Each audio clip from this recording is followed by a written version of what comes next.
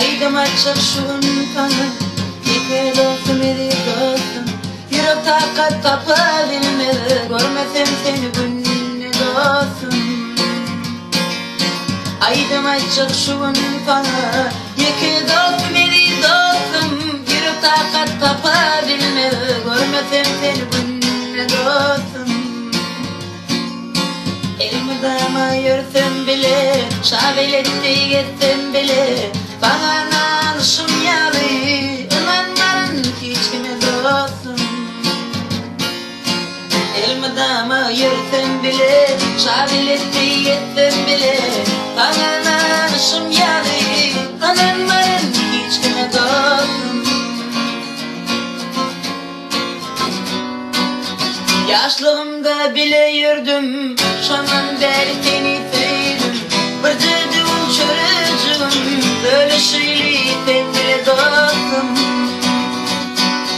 Sağlıktan bile geldim, şaman beri seni sevdim. Yekirdiğim çörücüğüm, paylaşıylı sen bile dostum.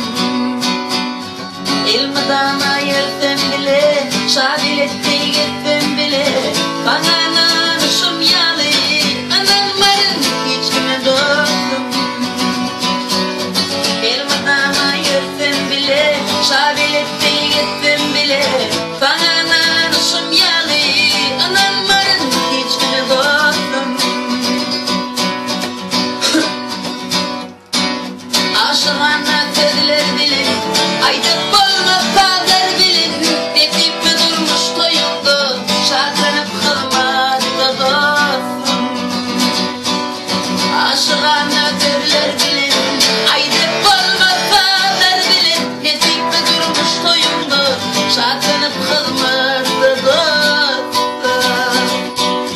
Elmadama yürüsem bile, şabiletti gitsem bile, bana nanışım yalı, inanmarın hiç kime dostum.